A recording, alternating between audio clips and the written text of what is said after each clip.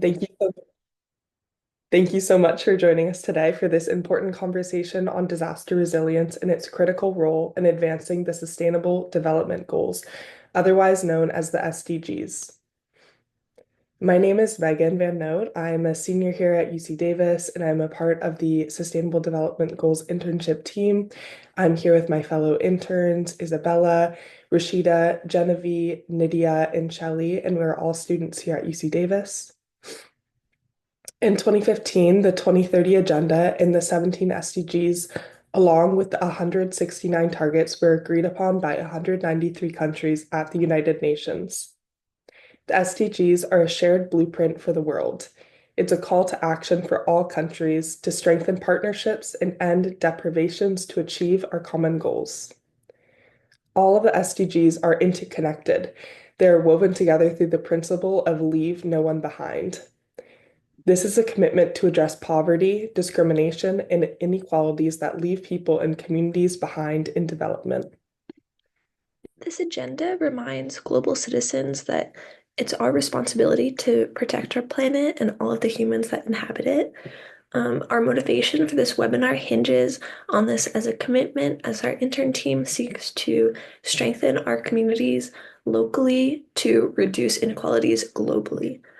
Today's webinar is an opportunity to reflect on how resilience is linked to sustainable development and how we can preserve and or persevere and adapt in the face of emergencies.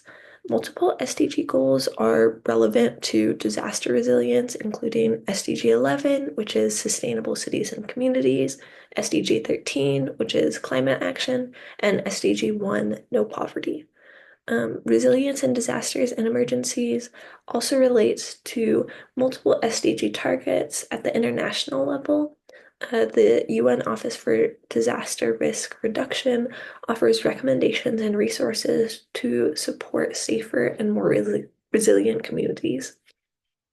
The 2023 Global Assessment Report on Disaster Risk Reduction observed resilience, after all, is a key connector between climate change, disaster risk reduction, and sustainable development.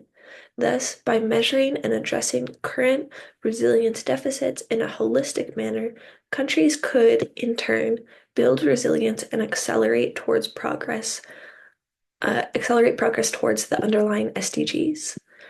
In today's webinar, we will hear from two speakers with insights into ways we can advance disaster resilience and the SDGs internationally, regionally, locally, and within our university communities. Feel free to share resources in the chat and submit questions for the speakers in the Q&A. We will have an opportunity for audience Q&A after we hear from our speakers. And we will now turn it over to our colleague, Rashida Kumar, to introduce the first speaker. Hi. Thank you, Isabella and Megan. My name is Rashida. I am a senior at UC Davis with a major in Science and Technology Studies. I will be introducing Eric Gudz. Eric Gudz is a lifelong public servant who centers their international advocacy on the global response towards climate change and our collective charge to become a more resilient world. Eric's mission is to catalyze climate-conscious decision-making across all echelons of public governance to reach climate drawdown and global net zero emissions as soon as possible. Eric's passion and dedication to international affairs was kindled from the years of service as an intelligence officer for the U.S. Army. After leaving the Army as a captain, Eric served as a commissioner and chair on the Transportation Commission for the City of Davis, California from 2016 to 2020. Since those days, Eric has continued their public service, initially as a senior transportation planner for the California Department of Transportation, and now currently as a planning and intelligence section manager in the State Operations Center for the Governor's Office of Emergency Services, managing the collection and distribution of intelligence during statewide disasters. Eric holds a Bachelor's of Science in Environmental Science from the University of Michigan, Ann Arbor, and a Master's of Science in Transportation, Technology, and Policy from University of California, Davis. Welcome, Eric. Thank you for joining us. Yeah, it's great to be here. Thank you for having me. Of course. So we'll begin with the first question. What is the mandate of the California Governor's Office of Emergency Services, and what are some examples of the type of activities that this office leads? All right. Well, yeah, first of all, thank you everybody for taking some time this morning to be here. This is a very important topic for me personally, but also for everybody's future. So I'm glad you're all tuning in. Um, Cal OES, so our mandate. It's quite it's quite a far-reaching and kind of a wide scope of a mandate, but essentially what it kind of boils down to is that we oversee and coordinate emergency preparedness, response, recovery and mitigation activities across the state as it relates to disasters, hazards, whether they be natural hazards or human-made disasters or hazards. So we're kind of all-encompassing with that scope. And essentially, what that boils down to is that we're trying to ensure that the state's readiness to respond and recover from all hazards is up to par, and we're also supporting local governments, local and regional governments in their emergency preparedness efforts. And so you can kind of think of us as like a sort of an overall coordination center and a coordination for statewide resources and activities, and doing the best we can to help support our local and regional partners on the ground, who are typically the ones who are right where the disaster is at, at the ground zero, if you will. Um, so essentially, our work kind of falls under sort of five. You can kind of think of it as sort of five main directorates that our work falls under. So how that kind of works, and you can kind of think about it sort of in the scale of like before, during, and after a disaster. So essentially, we have at the beginning, before a disaster, we're talking and kind of focusing on prevention, focusing on disaster mitigation and preparedness, where a lot of the resiliency kind of comes into play in the onset. And then, of course, we have our response element to the responding to the actual hazard or to the disaster, and then we have the recovery. So, in my particular role and where I'm at within the organization, so most of my time falls within the response directorate as a manager within the State Operations Center. So, as events begin and as disasters strike, my team is activated immediately. Within hours, we're stationed in the State Operations Center, and we're beginning our work. And so that's kind of we're sort of there at the onset of that disaster.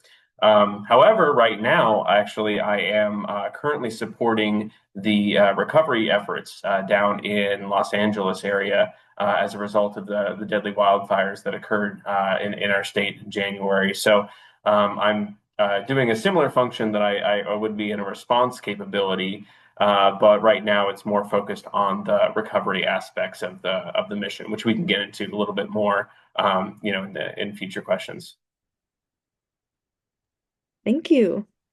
How do you define disaster resilience, and why is it important for communities? Yeah, so disaster resiliency. So, in the context, especially in the context of disaster management, resiliency is essentially the ability of a community, system, society, depending on what level of governance you're kind of working with, to withstand, absorb, adapt, and recover from the effects of a hazard or a disaster. And so really, as I was kind of talking before, resiliency is one of those things that you're often thinking about, before, during, and after a disaster. And so, we'll kind of break that down a little bit later. But not only, what this kind of sort of boils down to is preparing for risks, essentially during, the phases before a disaster strikes. Employing strategies to minimize the impact of certain risks as they are unfolding during a disaster, and also kind of efficiently recovering from that hazard and not just sort of building back to where things were, but hopefully developing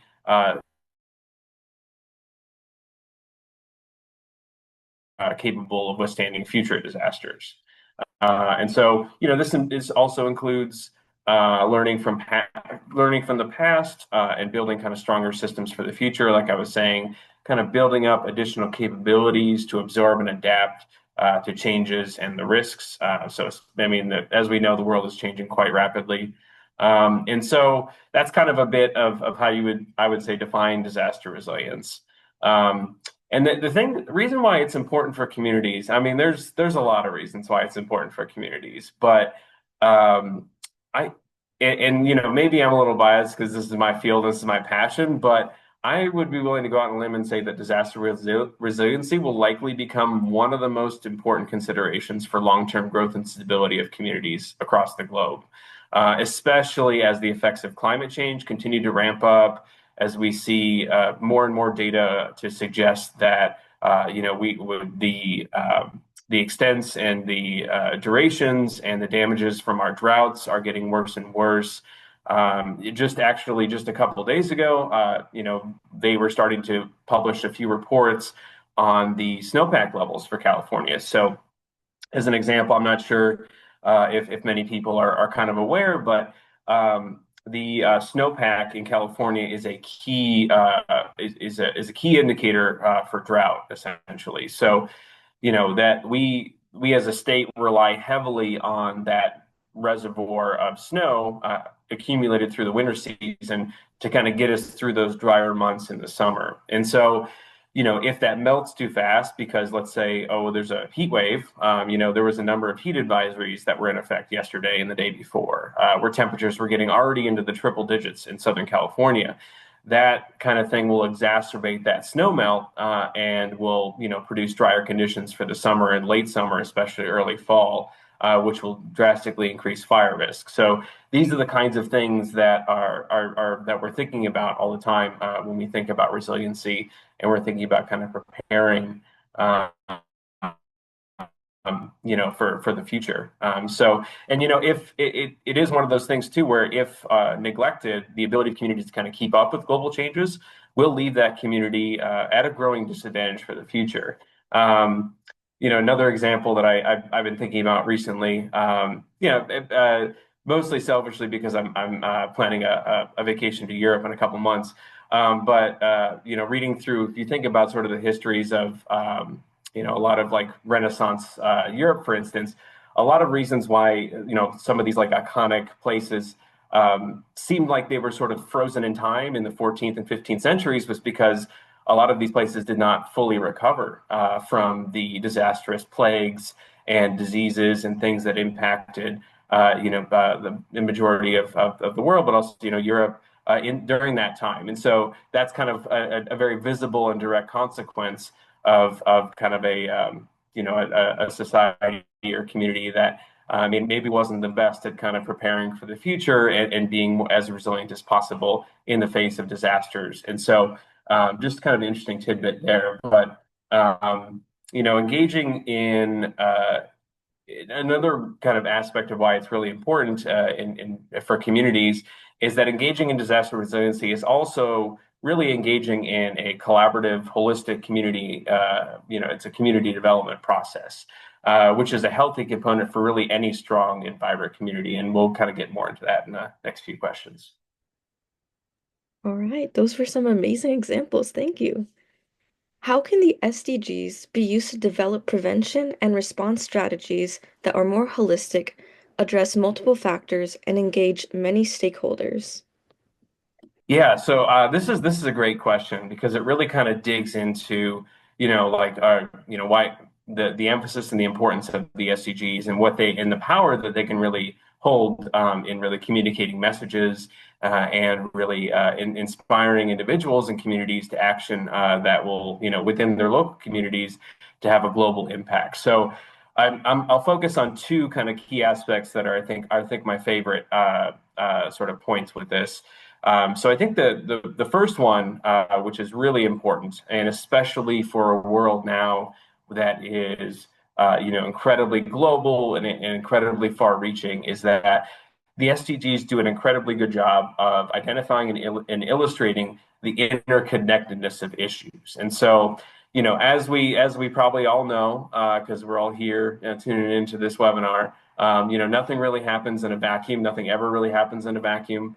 The far reaching scope of the SDGs kind of brings that to light in a very easy to understand way. It's illustrative. It's something that really kind of encompasses like the totality of what we're trying to idealistically achieve going forward as a society. And so it really does help to kind of illustrate that interconnectedness because it really sort of demonstrates and shows, hey, all these things, these are all pieces to the puzzle for a more prosperous and equitable and just society.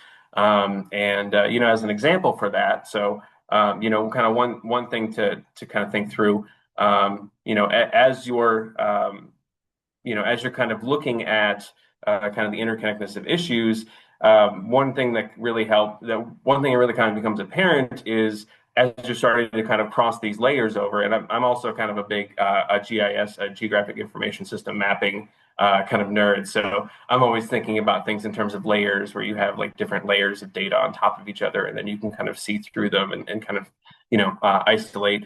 But it does really help a great deal in identifying vulnerabilities, and kind of identifying gaps in where you have bits of preparedness that may need to be bolstered. So, for example, like a strategy to a particular strategy in a community to address food deserts, or to address like services that are within a certain range of a particular community or census tract. Also may be able to address health, which is kind of encompassed within Sustainable Development Goal 3, and also economic growth, which is Sustainable Development Goal 8. And so you've got sort of these crossover effects that can happen, and you can really kind of begin to understand like a depth of, not just the depth of the challenges and the problems, but also then gives you the ability to get creative with the way you're kind of approaching and solving some of these problems. So that's kind of one big thing, is the interconnectedness of issues. The other thing, which is really big in my line of work, and it really makes a difference between,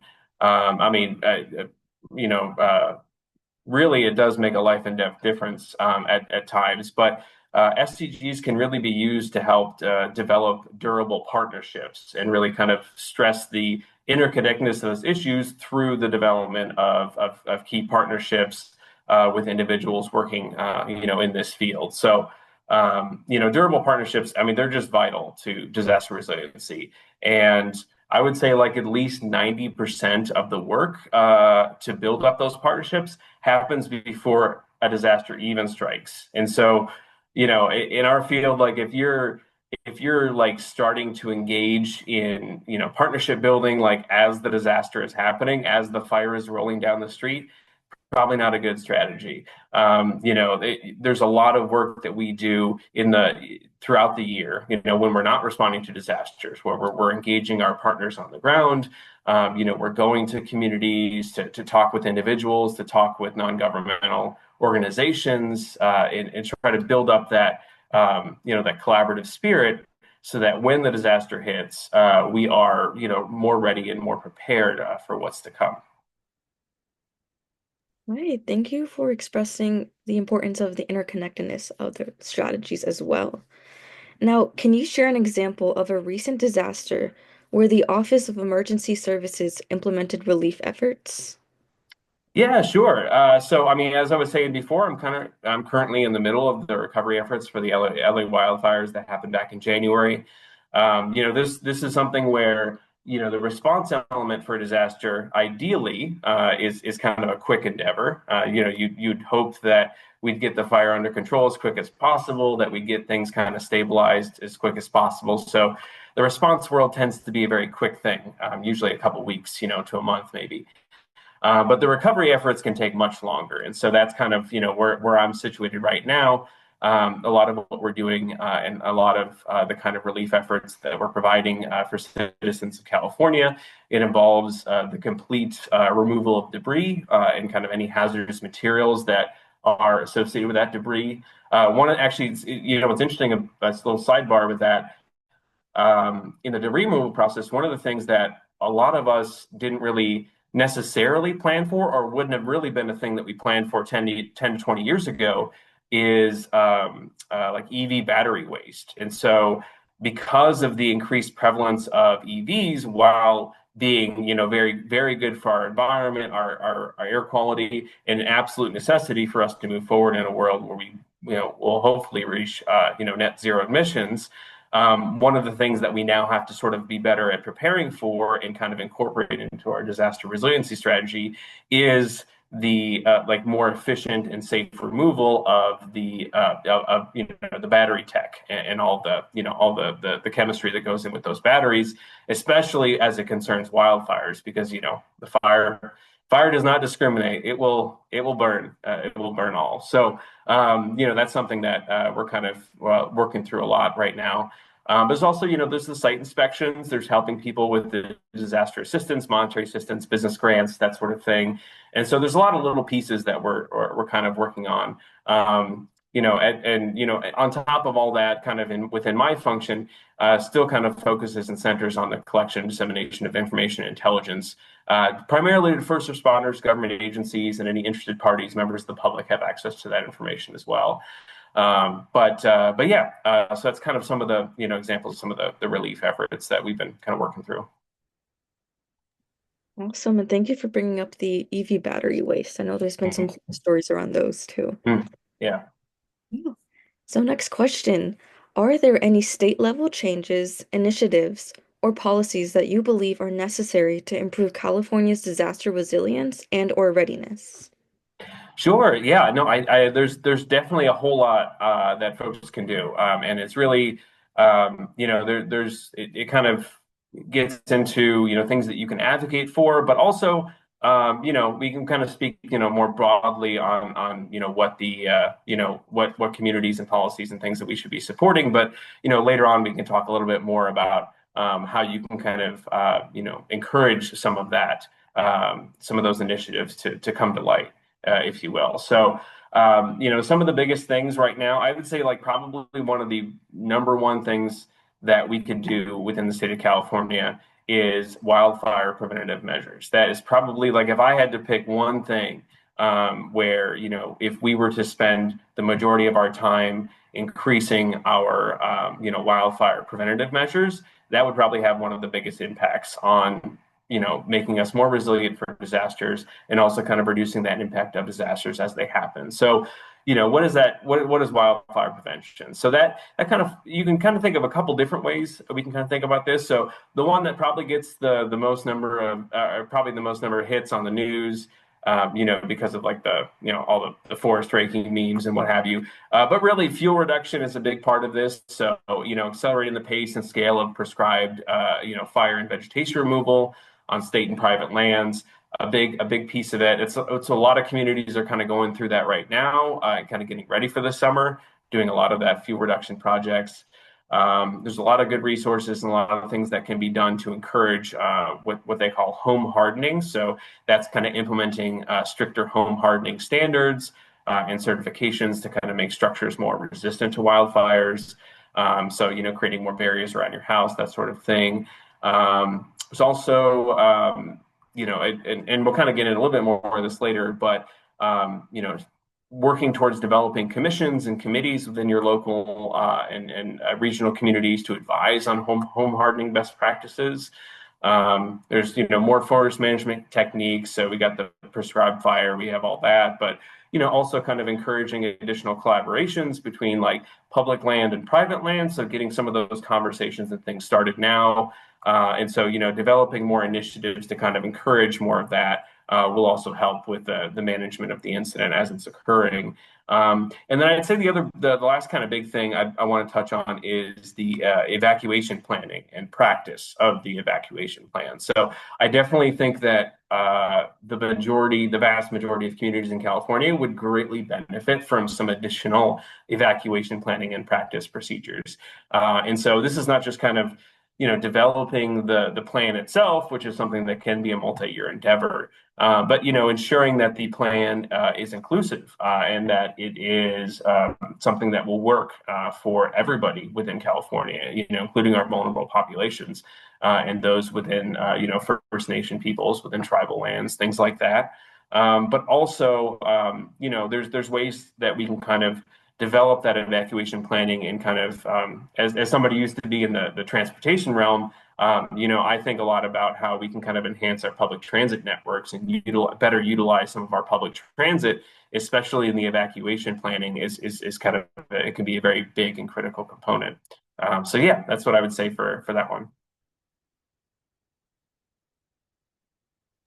Yeah, those are some very useful initiatives I think that we should all start implementing as well. So let's do one more question and we can save the questions for Q&A and move on to Sure. Beth. All right. So disasters may often feel far or out of reach. How can we get in the mindset of preparedness when a disaster is approaching us and it may seem so far away? Yeah, so this is a great one. And I think it's something that, I think society at large is really going to struggle a lot with this over the next few decades. I mean, the world is changing. We are getting warmer. There's no question about it. Weather is becoming more unpredictable. It's becoming more difficult to manage. As we continue to advance technologically as a society, there will be some of those additional offstream effects that will be happening or downstream effects that will be happening, like we talked about with the EV batteries, for example.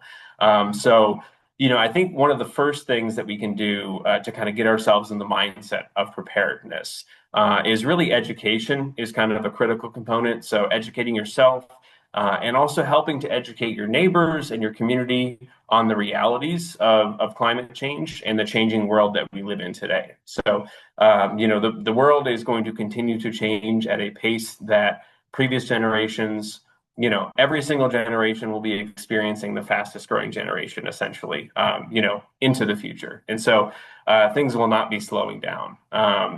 That's a big piece of it. It's just kind of education, education, education. I would say another big way to help kind of get into that mindset of preparedness is to talk to survivors and to understand their struggles and their stories. I mean, there are unfortunately hundreds and thousands of stories about the devastation of the LA wildfires, and that while a tragic and kind of sobering experience to kind of take that in. It does give you that, it does instill within you that mindset of preparedness as you kind of like really think about and sort of personalize those experiences and really integrate those into your own perspective. It's a very, very vital tool, I think, for kind of getting yourself in the mindset, and something I do recommend, if you have the capacity to do so. I would also say, just kind of more broadly, is to find ways to develop more proactive approaches in your life in general. It is kind of a really good way to kind of like just kind of get yourself more into that mindset of preparedness. So, I know that with the world that we live in today, a proactive approach to life is not always possible. In many cases, it's impossible. However, even little things here and there in your life that when you start thinking about things more proactively and you start kind of thinking about and start planning ahead, even just that act of doing so, even if it's just like, something like meal planning or something like you're just thinking about your future or thinking about, the next couple months, that proactive approach and kind of engaging your mind in that way is already doing the work of helping you to get into more of a preparedness mindset in general. And so, those are some of the recommendations that I have. Thank you so much, Eric. We will have an Yeah. opportunity for Q&A. So if you haven't already, you can put your questions in the Q&A box. And I will now turn it over to my colleague, Genevieve.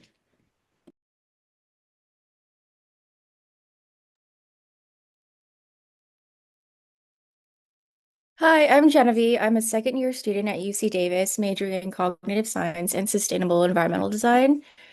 Um, our next speaker is Nicholas Pascal, but unfortunately he is not able to join us today due to a personal emergency.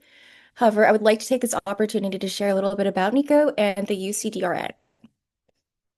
So, Nicholas Alberto Pascal is the founder and director of the University of California Disaster Resilience Network, a system-wide initiative that unites interdisciplinary research, policy innovation, and community partnerships to address the escalating challenges of disaster risk and resilience. UCDRN is a catalyst for cross-sector collaboration, engaging stakeholders from academia, government, nonprofit organizations, and the private sector to develop equitable and effective solutions for disaster preparedness and response.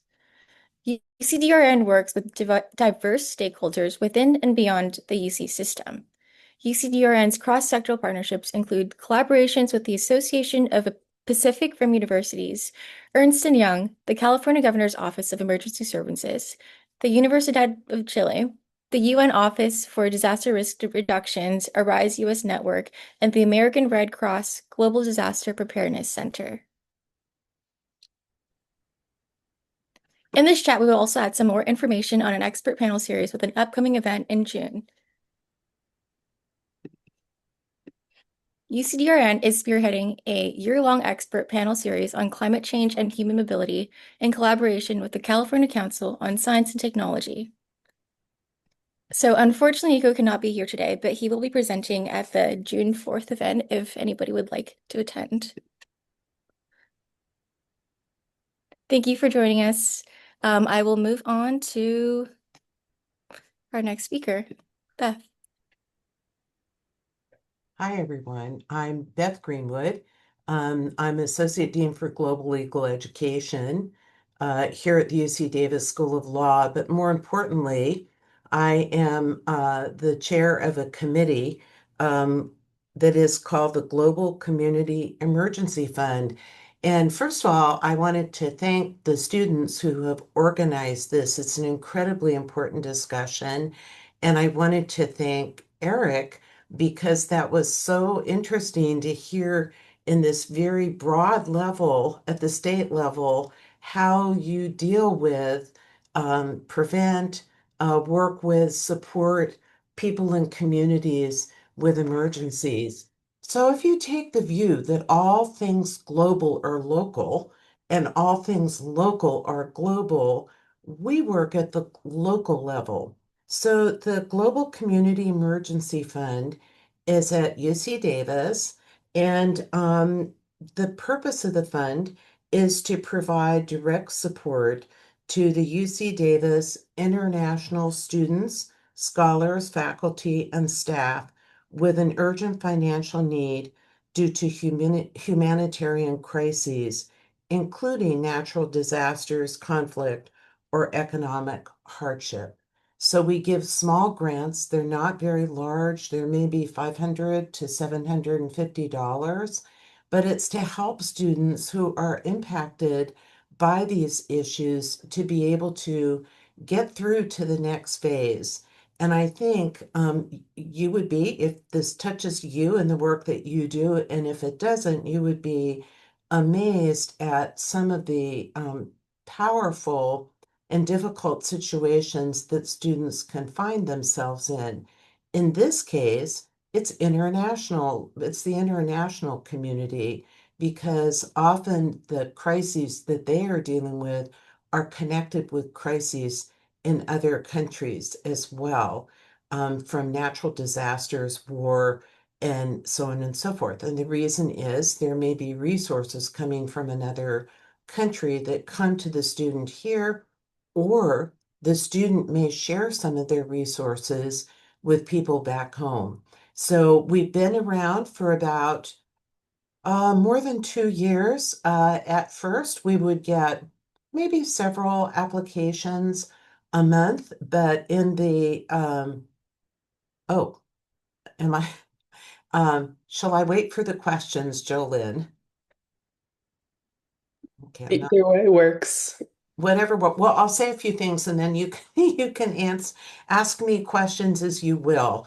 So I simply wanted to say that what happens is students apply, and the first year we would have some people apply. This year, since January, for a multitude of reasons, or I should say from the fall, including the Myanmar earthquake, the LA fires, issues due to war and famine in other countries, we have had an explosion of applications. So once again, the purpose is to help members of our global community to be able to continue on with their work, because even small amounts of resources can make a very big difference between a student actually doing their work, completing their studies, or having to drop out. And of course, as a university, our goal is always to encourage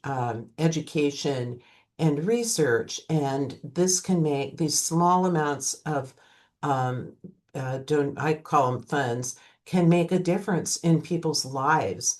And once again, it goes back to the issue of the SDGs, which in my mind is about both the local experience, but how it connects up with the global experience and how do we deal with that. So sorry, didn't mean to get ahead of you. I'm ready. Bring on the questions. Thank you for introducing yourself, Beth. And as we learned, she facilitates the UC Davis Global Community Emergency Fund and shared a bit about its mission. And I really admire how you touched on how the local is global. I guess Eric kind of touched on that as well. Um, I was wondering if you could go more in detail about why it is important for universities to play a role in disaster relief and support community members, like you said, students affected by disasters or other emergencies. Thank you so much. From my point of view, and I think from the point of view, I work with a committee of three other people. We work together. We make decisions together in terms of who gets an award and who doesn't. And sometimes we have to turn people down. But in the end, if you look at the role of the university, it's to educate and research university to create new knowledge. So to the extent that people are unable to fulfill those roles, it's hurts the university and it hurts society. So our goal is to help people. We're not trying to do long-term kinds of help. That's sort of for other folks and other agencies and resources, but it's to help people in these emergency situations to be able to stay with what they're doing, to continue their research, to continue their studies. And I think that's fundamentally, it's in the interests of the university and in our society. Absolutely. I definitely agree. And also touches on different human rights frameworks, which I think is really important. Rights to education. Um, Thank you for sharing that. And you're I'm absolutely curious. right. By the way, you're absolutely right. Because in a way, sorry, didn't mean to jump in, but in a way, many of these students, even though they have very specific issues, they touch on the human rights of people and whether they can fulfill their goals. And if you're an international student or scholar, you often go back home. So the university is not only helping to educate people here, it's really making an impact globally. And so we want that to happen. Sorry, Beth, didn't mean to interrupt. I got enthusiastic. thank you. I was also curious where the funding comes from and how people, maybe students, faculty at other universities, can get involved. So funding's for all of us in universities and government right now, funding is a very big issue. So what happened is the chancellor and provost basically worked with the vice provost for global affairs, Joanna Rogalska, and gave the first I'll call it seed funding. But since that time, we have been on our own and we have been doing crowdfunding. Now, I will tell you honestly, we've had many discussions about, how to help our constituency, our alumni, our students understand why this is important. Because there are so many other requests for resources. I'm an alumni of our university, both I have my JD, but also my undergraduate degree. And there are a lot competes for resources, donated resources. So I think one of the challenges for any of you out there who are thinking of or involved in this is how do you make a compelling story that causes folks, even students, to want to contribute to this? And so we do crowdfunding, and that is done through Global Affairs. They have a very effective woman uh, who who leads that. But I've reflected often on, it goes back to this issue of connecting with human rights and how to make that something concrete for people that they want to support. So we're always striving for that. And we put out stories about people that have gotten the benefit of our resources. Thank you for sharing. It's really good to know that there's also resiliency towards the funding, even in times of crisis or unprecedented times that we're in right now. Yes. Hopeful that the crowd change going on. I also have to say we have a magnificent Vice Provost for Global Affairs, Joanna Rogolska. And one of the things that makes a big difference, once again, assuming some of our audience may be people thinking of creating these programs, you have to have advocacy at every level. You have to have advocacy at the highest level in your institution. You have to have dedication of people, the people on our committee. This is, I say it's my pro bono legal work. I love doing it because I think it's so important. But you have to have advocates at every level, and you also have to have some way of drawing those funds. And each institution has its ability to do that. But I think that's a very real part of it. People like the mission, but you have to be able to help people understand the mission and want to contribute to it. Absolutely. Our next question is, how does funding tie into mutual aid at the community level? Well, that's interesting because I would put it a slightly different way.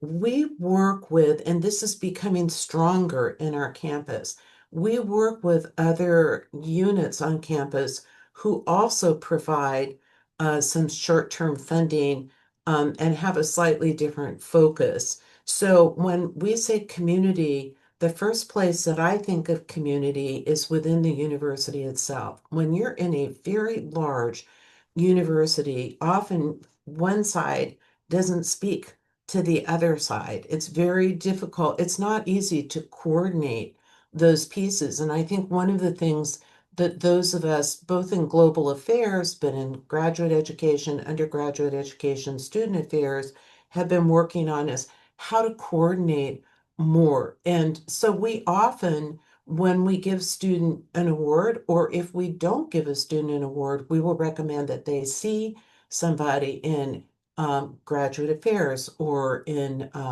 the graduate division because they have their own funds. So once again, when I think about it, I think about it as connected with the very large, complex community within a major research university. Some of our audience maybe people from much smaller schools where that's not such a big issue.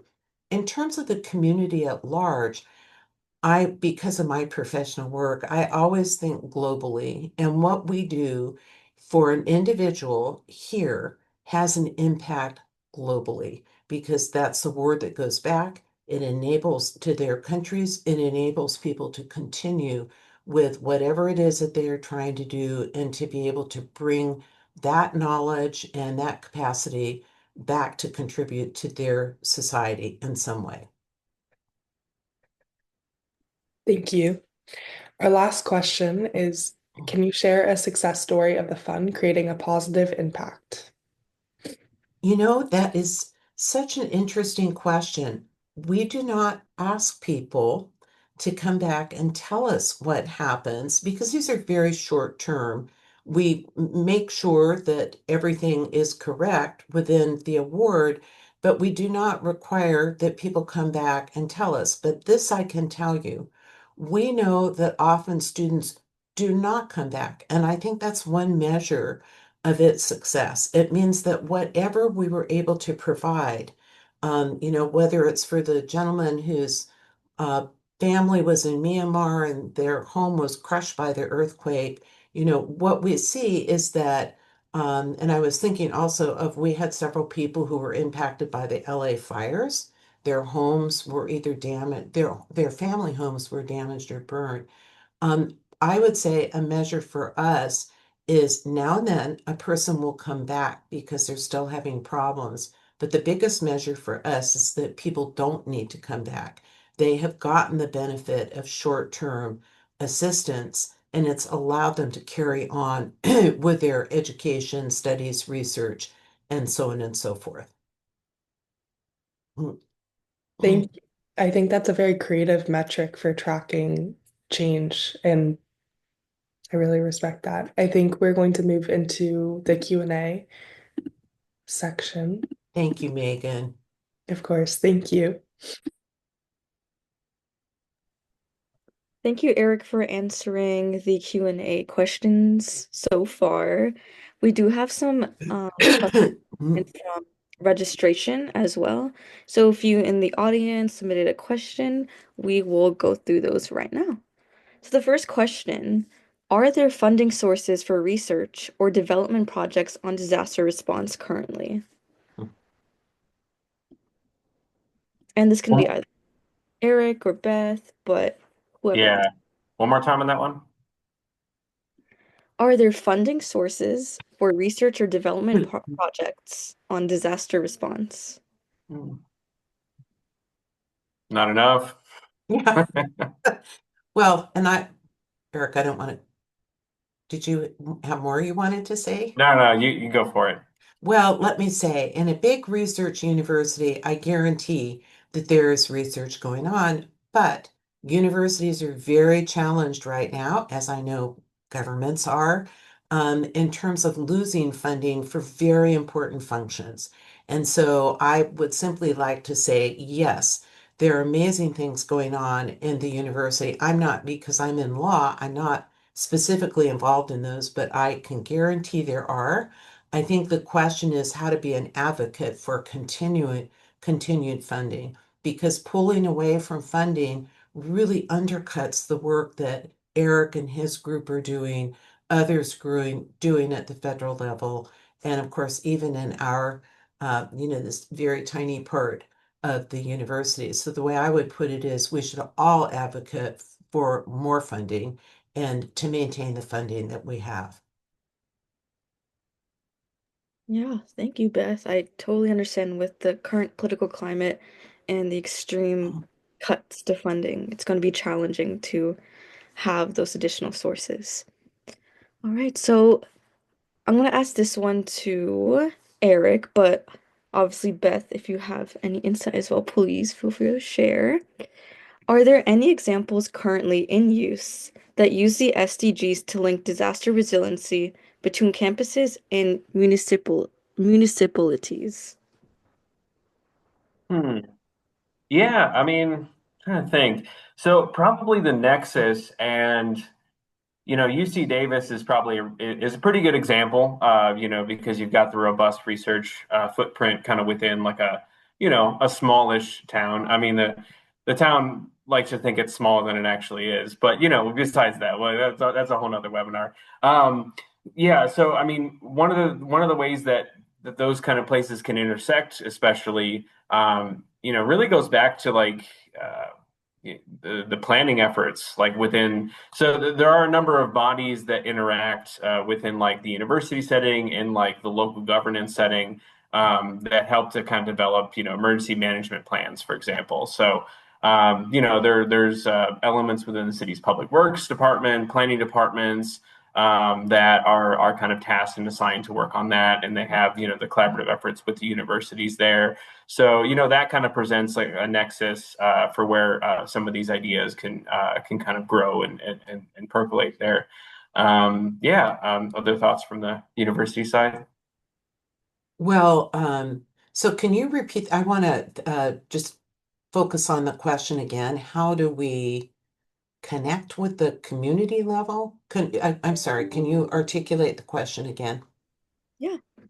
Are there any examples currently in use that use the SDGs to link disaster resiliency between campuses and municipalities? Municipal. Um, Well, I think one part of research within the university, it's not just research, it's the educational mission too, is that often research is connected with not just the local level, but it can obtain data, it can work in partnership with the local level to develop responses, different kinds of responses to local um, to local issues, state issues, and so on and so forth. Since I'm not involved in that, I can't be specific, but I can tell you that my experience is that because I've worked with people throughout the university, is that often there are very deep connections between the research that goes on and the education that goes on. And so I'm confident that that goes on as well. And, just thinking about something like climate change and water, one of my colleagues runs the water center on campus, and they deal with climate change issues all the time. Their research has to touch on the community level. It has to touch on the local level, the state level, the federal level. So I think that's inherent in the research engagement for many people within the university. Yes, thank you for pointing that out, both of you. And we'll move on to our third Q&A question. What is the current funding landscape for disaster resilience programs, given changes due to the new administration? I think you answered this a little bit in the first question, but feel free to expand. Yeah, I could take a stab at it a little bit. I mean, definitely don't want to wade too deep into this just yet. But I would say, and I actually there was somebody who had asked about this in the Q&A, I believe. Somebody I think was like an anonymous. Let's see, where was that? Oh yeah, it was the first one a little bit. Maybe. Yeah. But yeah, one of the biggest things that we're having to adjust for in the new landscape is that we're not getting as much support from federal partners as we used to. And so, something, trying to think of a really good example. So like weather reporting, for instance, there's a reduced frequency for we would typically, like before, maybe like a year ago, like during the floods that were happening in the LA area early 2024, we would be getting more rapid updates from the National Weather Service, NWS, NOAA, that sort of thing. Those updates are now coming in less frequently, sometimes only once a day that we're kind of getting information from NWS. And so that's having a real impact. We've got a lot of impacts on our FEMA partners as well. So, especially in the recovery aspect of a disaster, Cal OES is working very, very closely with FEMA and working with their counterparts in the region. They have teams set up all over the country, in various capacities that are there to kind of assist with disasters. And so, while the response element of a disaster is we're primarily a state-led effort, and FEMA is involved, of course.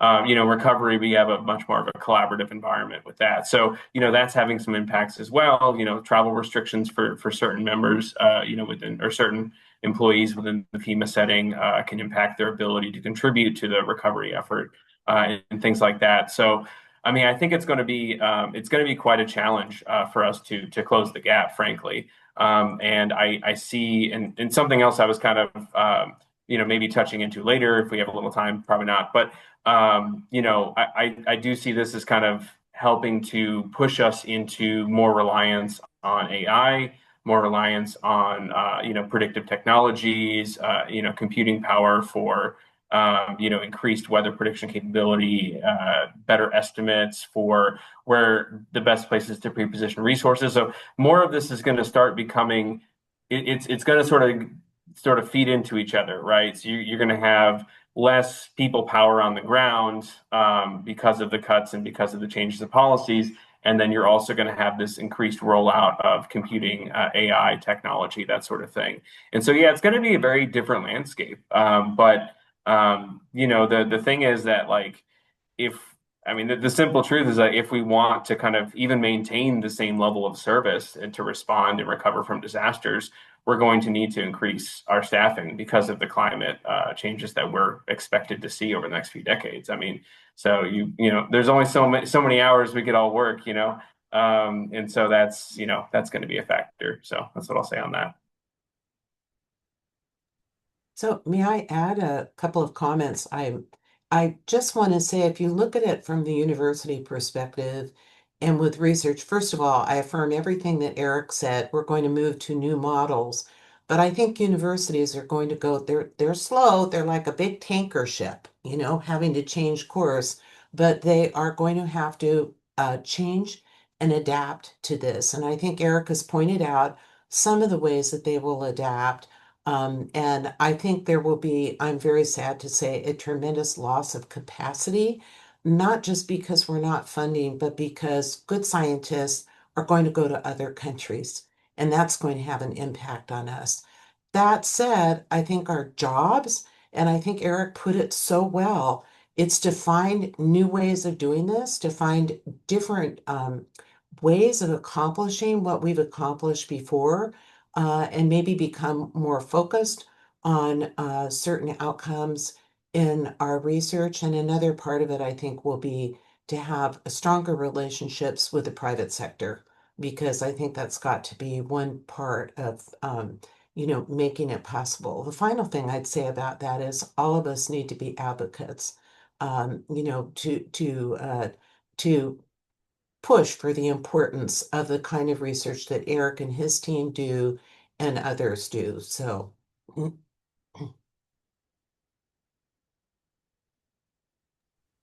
Awesome. Well, thank you so much, Eric and Beth. And thank you to Nico as well.